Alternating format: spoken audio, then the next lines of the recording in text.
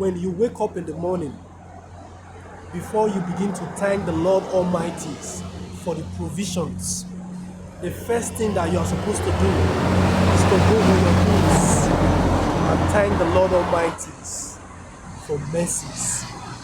That is the first thing that you are supposed to do before you begin to thank the Lord for provisions.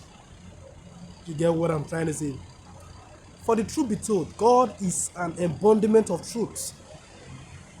You need to start your prayers by thanking God for mercies. I don't know where you are streaming from this beautiful day, but I just want to let you know, because many a times a lot of persons, they are getting it wrong, especially when it comes to devotions. When you wake up in the morning, for you to begin to see the breaking of another new day, do you know what it cost? For you to begin to see the breaking of another new day, Baba, see, the first thing you are supposed to do as children of God is to go on your knees and thank the Lord for mercies.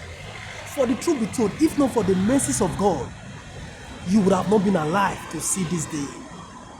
If not for the mercies of God, you would have not been privileged to be in the midst of gathering,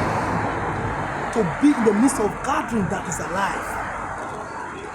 If not for the mercies of God, you would have not been alive this day. So bro, when you wake up in the morning, the first thing you are supposed to do is to go on your knees, if possibly, and thank the Lord Jehovah for divine mercies. For the truth be told, the mercies of God, if not for the mercies of God, bro, you would have not been alive today. The mercies of God have kept you all these years. So my beloved, before you begin to thank God for provisions, Baba, always thank this God for mercies. Because if you begin to look at this issue properly from an analytical observation, you begin to understand that many a times, a lot of persons, they were never sick for one moment. They were healthy.